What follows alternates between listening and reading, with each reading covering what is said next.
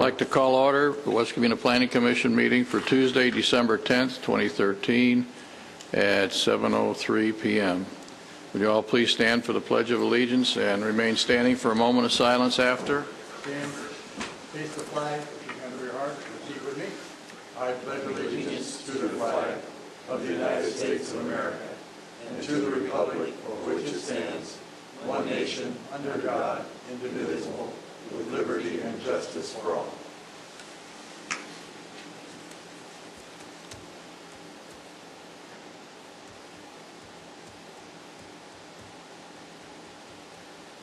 Thank you. Can we have a roll call, please? Commissioner Valles, Commissioner Menifee, Here. Commissioner Castellanos, Here. Commissioner Blackburn, Here. Chairman Holtz. Here. Do we have any additions or deletions to the minutes of regular meeting November 26th? So moved. Stand approved. Oral communications. This is a time when any member of the public may speak to the Commission on any matter within the scope of duties assigned to the Commission relating to non-agendized or consent calendar items. Other matters included on this agenda may be addressed when that item is under consideration. For all oral communications, the chairperson may impose reasonable limitations on public comments to assure an orderly and timely meeting. The Ralph M. Brown Act limits the Planning Commission and staff's ability to respond to public comments at this meeting. Thus, your comments may be agendized for a future meeting or referred to staff. The Commission may ask questions for clarification if desired at this time. By policy of the Commission, oral communications at this time on the agenda is limited to a total of 15 minutes. Persons who are not afforded the opportunity to speak at this time may do so under item E later on the agenda. Does anybody wish to speak at this time? No? Okay. Takes us to public hearings. Excuse me. Conditional use permit number 13-09, categorical exemption. Applicant is Jose Manuel Nava for Lights for Life. Location is 636 South Sunset Avenue, Sunset Parkway Mall. The request is for a conditional use permit to allow tattooing within a 14,000 square foot tenant space located at the above mentioned address. I'm sorry, 1,400. The proposal is located within a regional commercial RC zone. May we have a staff report, please? Assistant Planner Amy Davis will be presenting that report.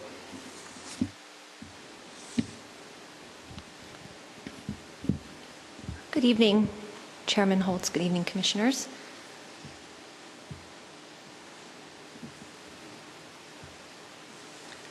The applicant is requesting a conditional use permit to allow tattooing within a 1,400 square foot tenant space.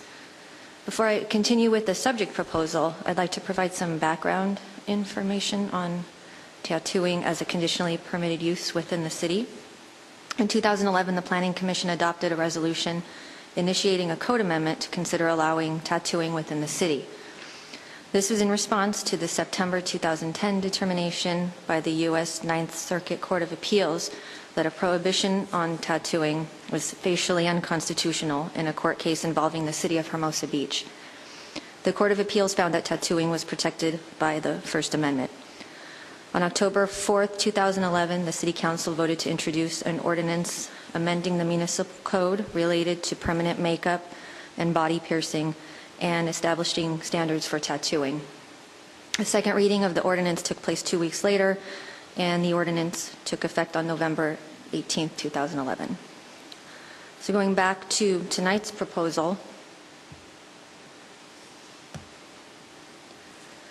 the subject tenant space is located within the Sunset Parkway Mall, which is situated near the northeast corner of South Sunset Avenue and West Covina Parkway. The tenant space is located on the north side of the building near American Beauty College. The proposed business is called Lights for Life and will operate from 10 a.m. to 10 p.m. Monday through Saturday and will be closed on Sundays.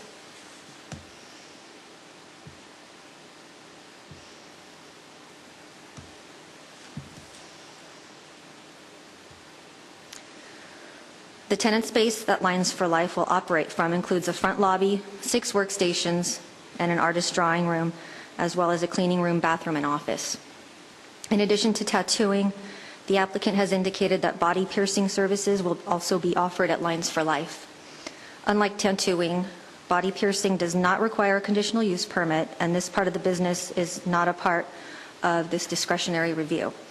However, a body piercing use may be established as an accessory use to a tattooing use in the regional commercial zone, but shall occupy no more than 10% of the gross floor area of the primary business. An administrative review and approval by the planning director shall be obtained prior to establishing and operating a body piercing use as an accessory use to a tattooing use.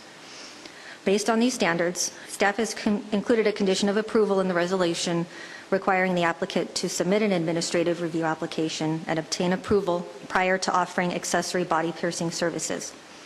Additionally, staff has included a condition for the applicant to indicate the portion of the tenant space where body piercing will take place to ensure that the accessory use does not occupy more than 10% of the gross floor area of the tenant space. The proposal is considered to be categorically exempt pursuant to Section 15303 of the California Environmental Quality Act. The applicant's proposal complies with the standards and regulations for tattooing that are set forth in the municipal code, including minimum square feet of gross floor area, hours of operation, minimum distance from any other tattooing use, as well as minimum distance from residential zones or uses, religious facilities, public parks, and educational institutions utilized by minors. In conclusion, staff recommends that the Planning Commission adopt a resolution approving conditional use permit number 13-09 to allow tattooing at the subject location. This concludes the staff report. I would be happy to answer any questions you may have. The applicant is also here this evening. Are there any questions of staff at this time? I just have a couple of questions. Do we know how many tattoo parlors or body piercing parlors are in the city of West Covina now? A location was approved within Plaza West Covina a couple years ago. The name of the business is All in Ink. They're located in the Westfield Shopping Center. mall. Yeah, in the mall. Correct. And I didn't see, is the body piercing, is it going to be separated by a wall, by partitions, or how is it separated? How do you know it's going to be 10% of the 1,400 square feet? I think that's one of the, isn't that a condition that we asked for? Correct. We have a condition in there asking for that. It's not clear right now. The applicant might be better off Okay. answering that question than we will. And just to be clear on the number, before we did the amendment, tattooing was not an allowed use, so we didn't have any until 2 years ago when that one Right. was approved. Okay. Any other questions of staff? No. None? None? Would the applicant like to come forward and speak?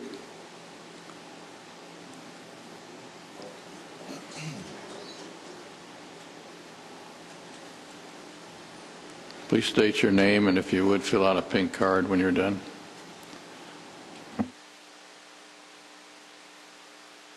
Fine. Okay.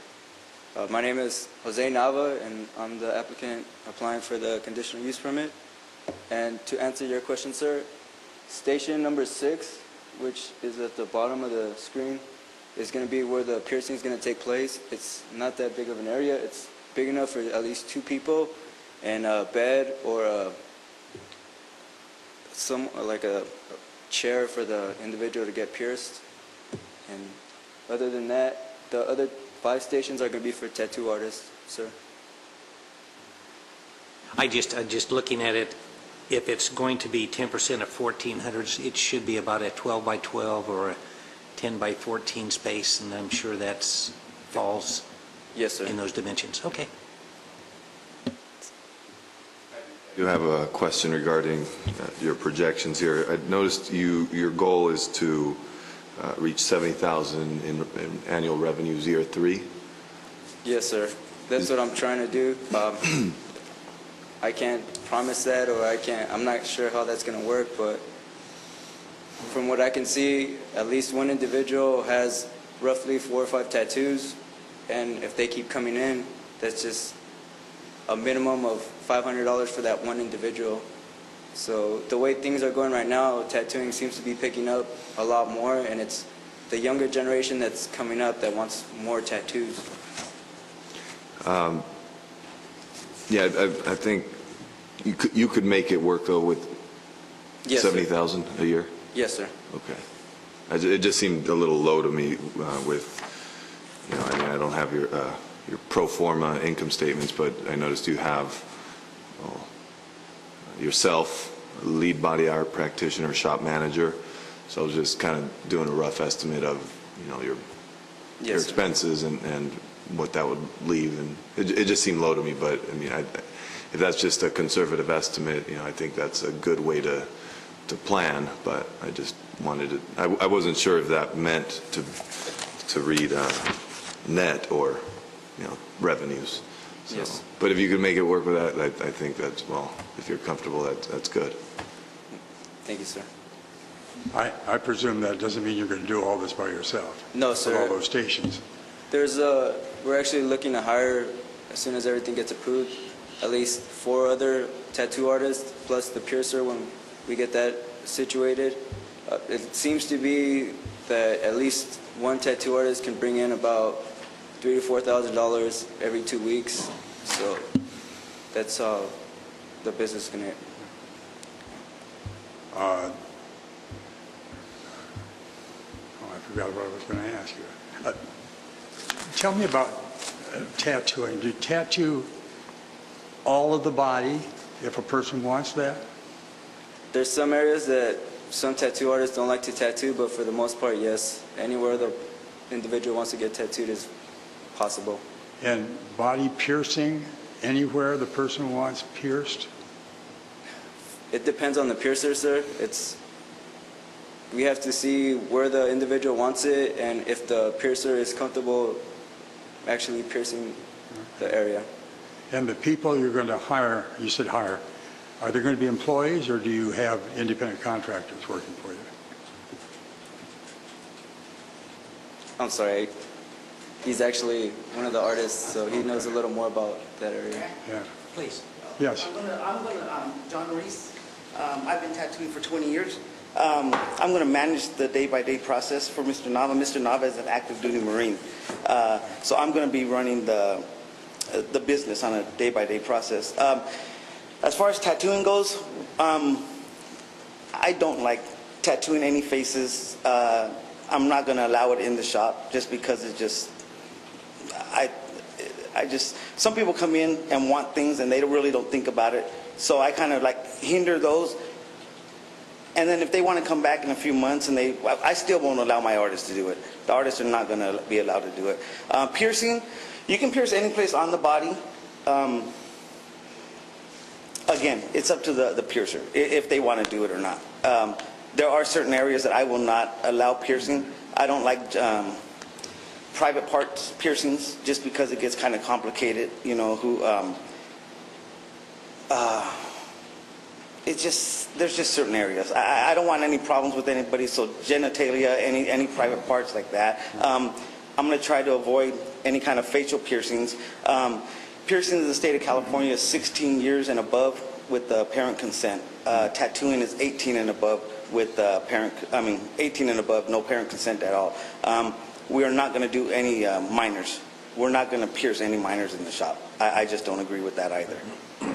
So. And the question about hiring? They're going to be individual tattooing? contractors. They are? They are going to be individual contractors. I would have presumed that, okay. Right. They are. So when you were talking about your yield that you hope to make in 3 years, you're really talking about the business net out of a much higher gross, right? Right. Because we'll just get a percentage of whatever, depending on the artist, what their, the way we go in the tattooing business is depending on how their clientele is what we set our profit margin on. If they have a bigger clientele, of course, the way we usually do it is it's a percentage, and we give them a higher percentage of what the intake is, because if they got a really established clientele, they're going to have more people coming in, so we can kind of establish it on that. Sure. And is it typical that people come in, make appointments to come in, or can they go to the bar and then come over and say, I want, like we did, my buddies did it when I was in the Navy. Used to do that. They go out and get drunk, and then they go get a tattoo. No, in the state of California, we cannot tattoo anybody that's impaired. or if they seem to be impaired, we cannot tattoo them. Because they changed that with the AB 400, which is Assembly Bill 400 that came in 2 years ago to the state of California, finally mandated across the board thing, because before it used to be city by city and county by county, however they wanted to run it. Assembly Bill 400 kind of basically put down the law and said this is the way all tattoo artists are going to do it in the state of California. It's almost like being a barber now. We have to register with the health department and everything, and their new guidelines go by the AB 400. So no, one of the things is if they look like they're under any kind of medication, any kind of alcohol, anything like that, we're not allowed to tattoo them. Interesting. Thank you. I appreciate that. Yes. Thank you. Mr. Nava, could you kind of fill us in on your background just for our own information? I've been in the active duty militaries for 5 years now. This is just something I wanted to do to kind of transition into civilian life. My ultimate goal is to open an auto body shop, so I figured this would be a good way to start. And that's pretty much it, sir. So you're not a tattoo artist yourself? No, sir. I'm just kind of an investor. Okay. When do you anticipate opening the shop? As soon as possible, sir. I mean, maybe hopefully sometime in the coming year, soon. So you're saying sometime in 2014, or? Yes, sir. Okay. Any other questions? Commissioner Blackburn? On the, there's a section that I think the planning has put together, Section 1, talking about decontamination and disinfecting needles, whatever. Is that fall under the AB one that you said, or is it city or county health department? Who and do you have inspections? Do inspectors come in? And We do. We're required to set up to register with the county health department, LA County Health Department. Our department is right here in Baldwin Park. As far as sterilization goes, it's single-use needles. You use them once and you dispose of them. They go into a sharps container. We contracted out with a company that sends us sharp containers. We fill them and we ship them back through the mail. That's the way it's accepted through the state of California and by the AB 400. Other than that, we use tubes, they used to be stainless steel tubes to run the needles through, and that's what gets the pigment into the skin. We no longer use those. Everything's disposable now. They're single-use plastic tubes, and because there's not a lot of blood inside of them or anything, they're pretty good. We clean them with disinfectant, let them soak, and then we can dispose of them in the regular garbage can. So everything is single-use. Some shops still do use an autoclave system. We're not going to use it just because it's so easy to buy everything now versus the old days where you couldn't get it. You had to have the stainless steel tubes and disinfect them. But now everything's so cheap, we can just buy them single use and dispose of everything that way. Okay. How often does the health department come by to inspect the premises? They'll inspect it once in the beginning, and then they do their yearly inspection. It's like a barber shop. They'll come in and do their yearly inspection. Okay. Thank you. Any other questions of the applicant? None? Thank you very much. Gentlemen. Does anybody else want to speak in favor? Does anyone want to speak opposed? None? Okay, I'll close the public testimony, open up the commission discussion. Who'd like to start? Commissioner Blackburn? I hope the young guy has a really successful life in his auto body shop.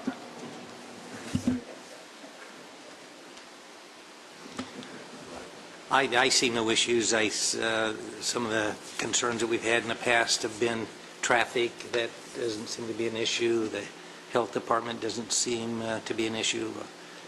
I would be in favor of it. I'd encourage any new businesses coming to West Covina, and I don't see any issues with it. Commissioner Castellano? I agree with Commissioner Blackburn.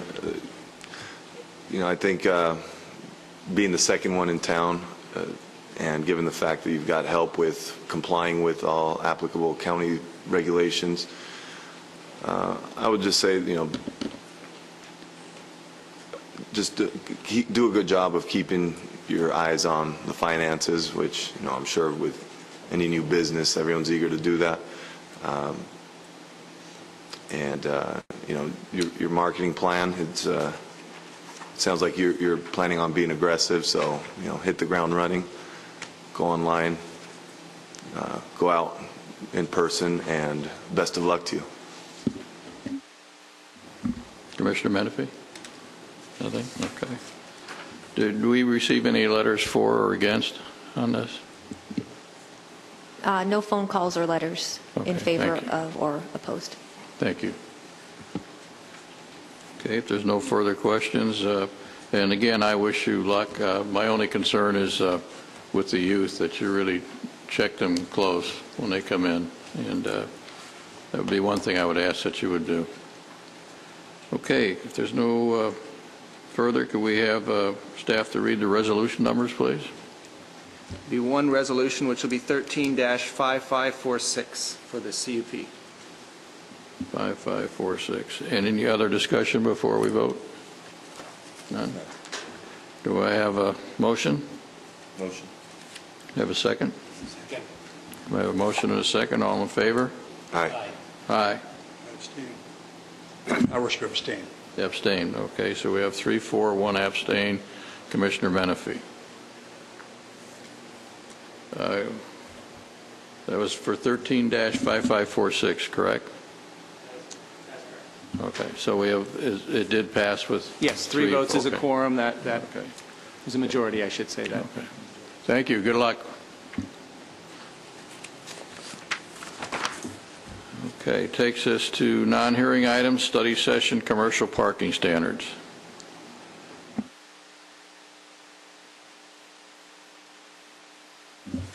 I'll be presenting that report.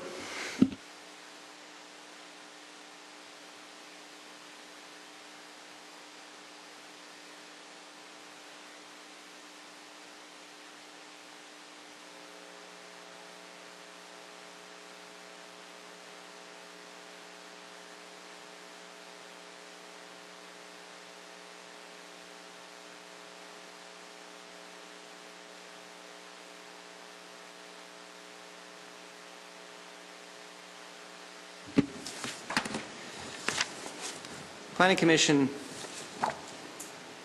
in July initiated a code amendment to study some commercial parking standards that we currently have in the code, sort of an outgrowth of a discussion we had a little bit over a year ago regarding variances and looking at the code to determine if there may be some changes that might be appropriate that could possibly reduce the number of variances.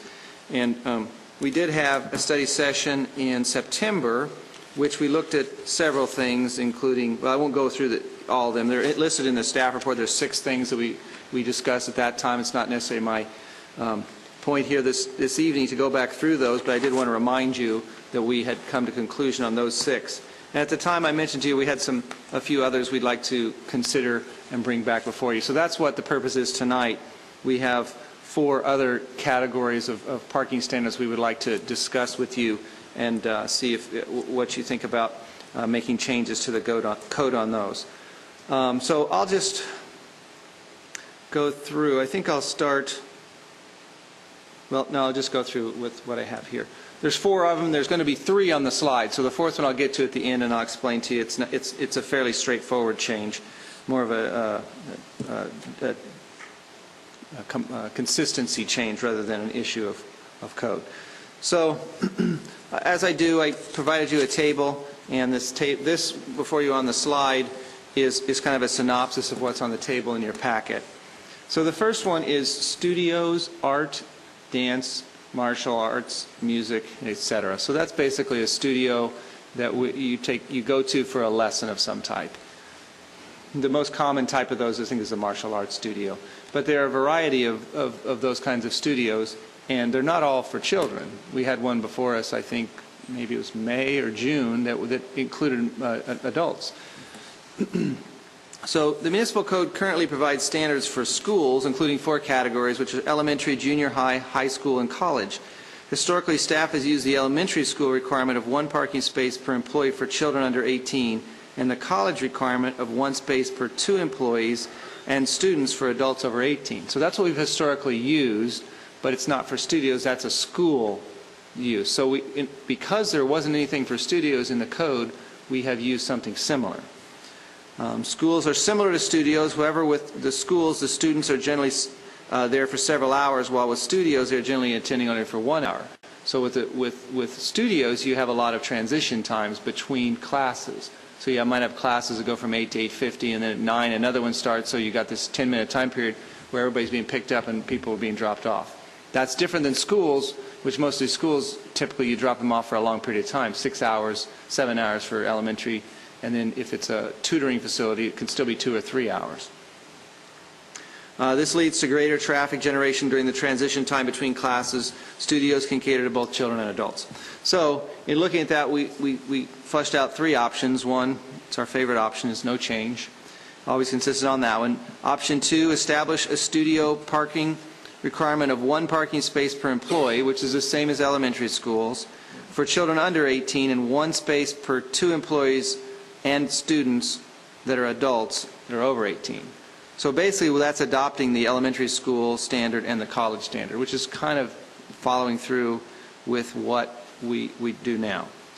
And then option 3, establish a studio parking of 1 parking space for each 10 students, plus 1 space for each employee, same as high school, for children under 18, and 1 space per 2 employees and students for adults over 18. So what that does is it requires parking based on the number of children. If they're under 18, then you have 1 parking space for every 10 children that are occupying the studio. So I don't know if there's any questions. It's a little confusing, but I want to try to make sure we're clear on that before we move to the next. I don't know if it's me or not, but the verbiage in option 3 I've read it about 5 times now, and it's very confusing to me. Establish a studio parking of 1 parking space for every 10 Yeah, that's students. a typo there. Should be, forget the of, take that out. Okay, maybe that's what it, Yeah, for every 10 students plus 1 for each employee. okay. And then same as high schools, for children under 18, and 1 space for 2 employees and students for adults over 18. Now, let me give you, for instance, maybe to help out. So let's say somebody comes in, they want to open a studio, and they want to have 40 children. So they want to have space for 40 children, and they have 2 instructors.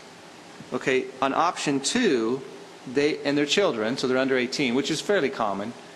So 40 students, 2 instructors, they're required 1 parking space, because it's 1 parking space per every 2 employees, and no parking spaces for children. So option 3, if there was 40 children, it'd be 1 for every 10, they'd be 4 parking spaces required, plus 1 for every 2 employees. So that's 2, so there'd be 5 parking spaces required for 40 children. That's the difference between the 2. May I? Yes. My understanding of mathematical symbols may have been grossly in error for 60 years, but I always learned that less than was going from a point up, and greater than was going from a large down. Is that it backwards? And they look to me like they're all backwards. Is that possible, or am It's I? possible. It's possible that I have them all backwards. Okay. Yes, you're correct. As I started reading it, I thought, what? Okay, so they're, all right. Thank you, I appreciate Yes, that. I sometimes do reverse Polish, and I've done it here. So, yeah, it's the new math. I apologize for that. And Gerald makes a good point that I have it backwards on the exhibit. Okay. Any other questions if I confuse the issue any further? All right, so we're suggesting going with option 3.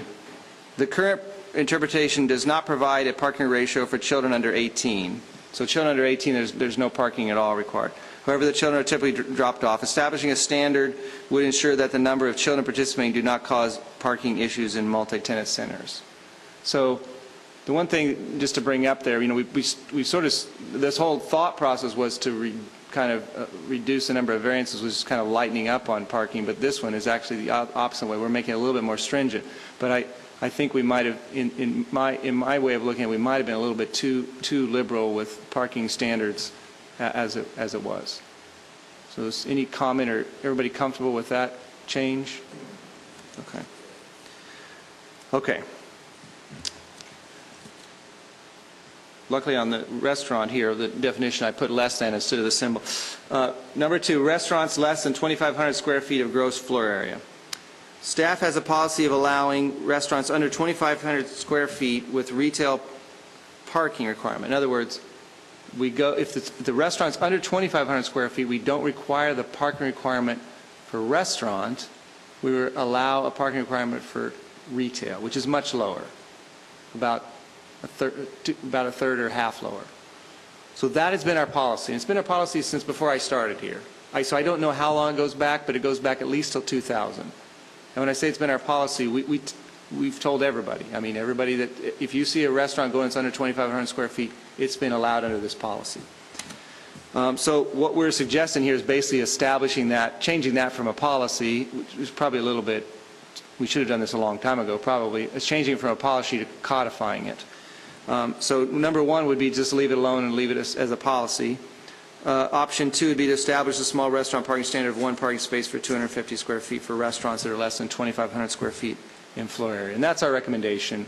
That would just continue the policy, but it would codify it. Everybody comfortable with that? Okay.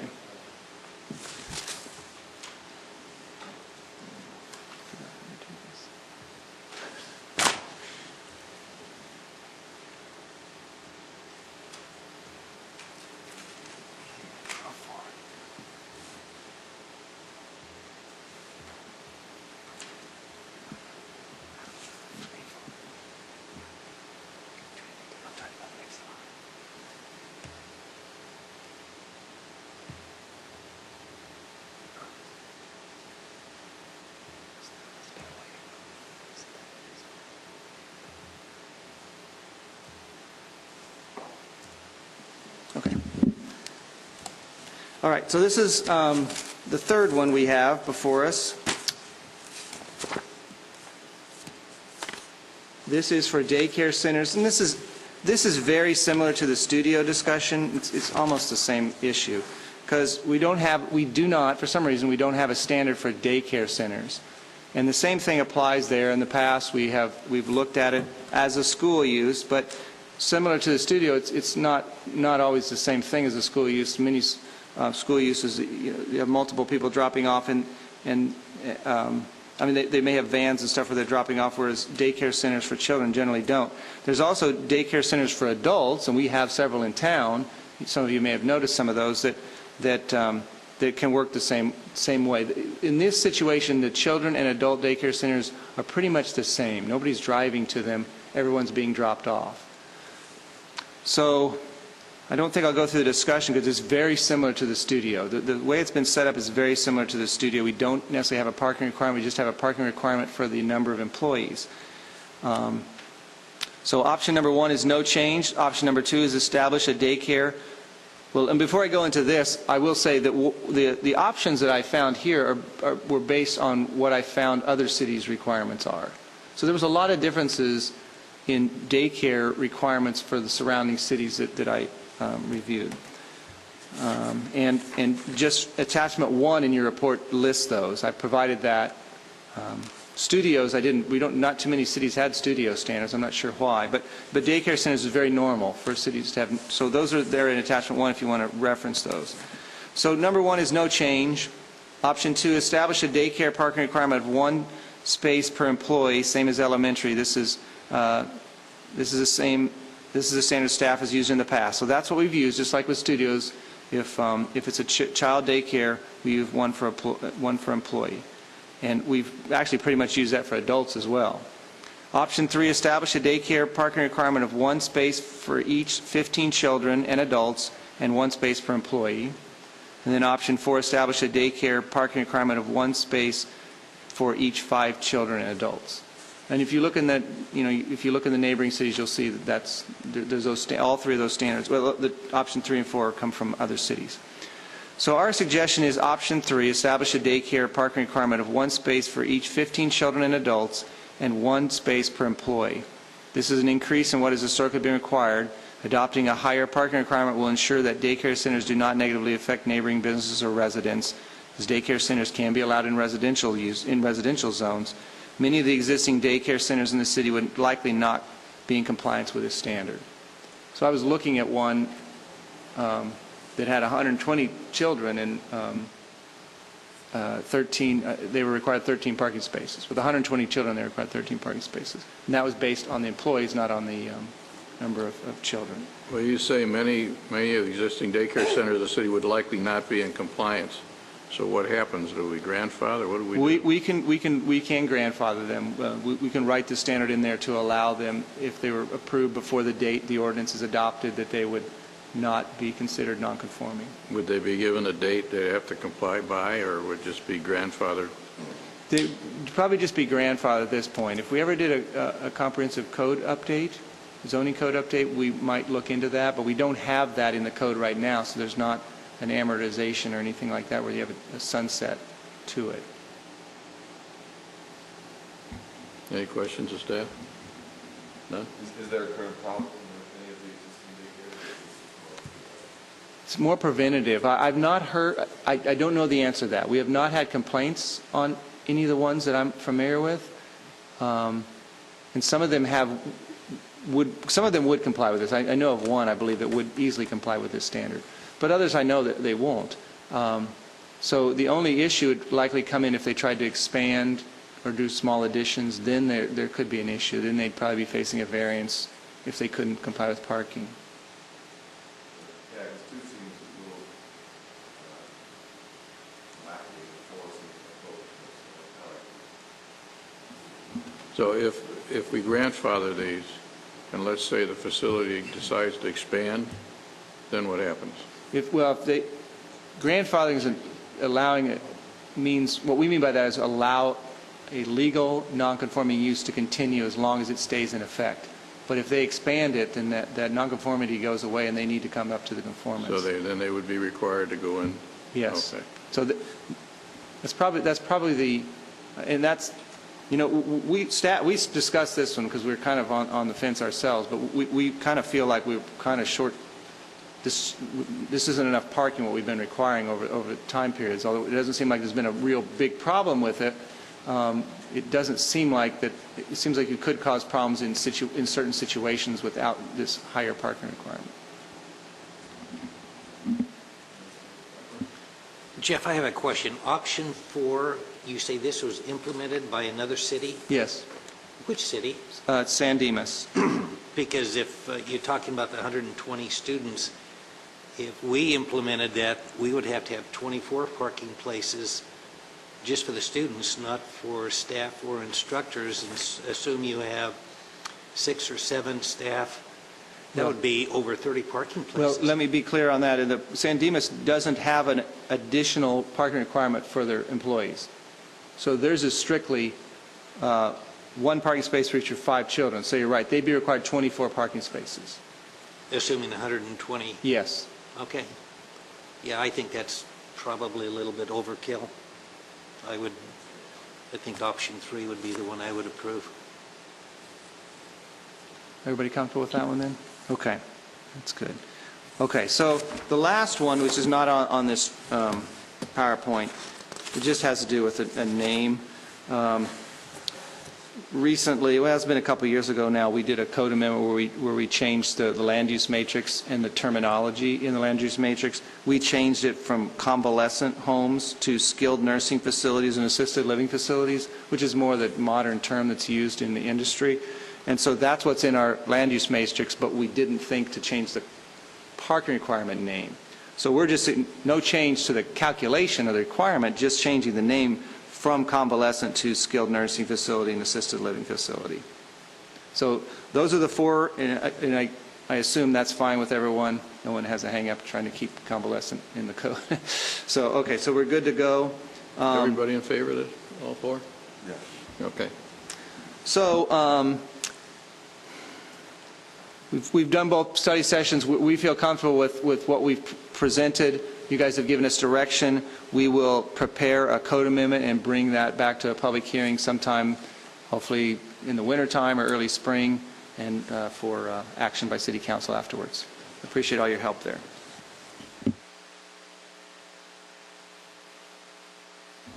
That takes us to item number 4, non-hearing items, initiation of a code amendment, second unit standards. enjoying code amendments so much, we thought we'd bring another one to you. So, second units are a requirement by California state law. So we're required by state law to provide 4 second units in our residential zones. And we do allow those. We have some standards for those. And one of the standards has to do with the review process. And through that housing element update, it was determined that we're not in compliance with state law. So we need to kind of go back, initiate this code amendment, go back and look at the review process we have established, look at what review process we can use, and then change the code accordingly. We will bring the whole section back, but we're not necessarily looking for changes to that section. But, you know, it'd be okay if the Planning Commission looked at it and thought there should be other changes to it as well. So right now, we're just looking to initiate that. We did provide for you the section in the, well, I should say the housing element basically said we were going to do this. Housing element has been adopted by the City Council, was certified by California Department of Housing and Community Development. So their expectation, state's expectation, is that we will we'll do this code amendment and review our process as well. So that's the impetus for doing it, and we would just appreciate a vote passing the ordinance to initiate the process. And that will require a, if there's, once you're done with discussion, that would require a resolution number. Okay, so this takes us to then continuation of oral communications. No, we have to have a motion and a second to pass the resolution with the initiation. On item number 4. And before you vote, let me read the resolution number, which will be 13-5547. Okay, do I have a motion for 13-5547? Yes. All in favor? Aye. Aye, passes 4-0. Now can I go to oral communication? Thank you very much. Continuation of oral communications. Anybody want to speak at this time? Okay. Takes us to commission reports, comments, and miscellaneous items. Do we have any latest status on the tower for South Hills? What's the status on that? We are waiting for some information from the applicant at this point. Okay, thank you. Anyone else? Comments? Commissioner Menifee? Yeah, it's that time of the year, and since we're not going to meet on the 24th, I wanted to say, Jeff and your staff do such a marvelous job of preparing us for these meetings. And I'm always amazed whether it's a simple issue or a difficult issue at how you deal with it. I want to thank you for that. I want to thank my colleagues for putting up with me for this whole year. Thank you. Anyone else? I'd like to echo Commissioner Menifee's feelings and thank everybody for all the help and support, and wish everyone Merry Christmas. And little different topic, if anyone hasn't gone by the new LA Fitness over there on North Garvey, it's really nice. So if you don't have a gym membership, check it out. Just to echo my other commissioners, would like to thank staff for a very efficient and friendly way the reports and so forth are done. I guess we might have another meeting next Tuesday, a small one. The subcommittee, right? Subcommittee meeting, but would like to just thank, again, the planning staff and wish you a Merry Christmas if I don't see you again, and a Happy New Year. I echo that. Thanks to staff for the great job that they've done all year and the support that we've been given. And I wish everybody a Merry Christmas and Happy New Year. And we'll see you guys next year. Okay, that takes us to the Planning Director's report. The Planning Director's report, we have the subcommittee minutes for November 26th on there, just for your review. City Council action. City Council action. On the next meeting, there was no items from the Planning Commission on the last meeting. The next meeting, the Warmington proposal on Lark Allen Avenue, the 45 homes, that public hearing is on for next Tuesday. And then also the R1 Standards Code Amendment that you guys worked on diligently, that is on the hearing for next Tuesday. So those two items. Are they having a meeting before the end of the year, do you know? Yes, they're having a meeting 2 weeks from tonight. The council meets one more time for the end of the year. Okay. No further comments or action? Okay. Meeting is adjourned.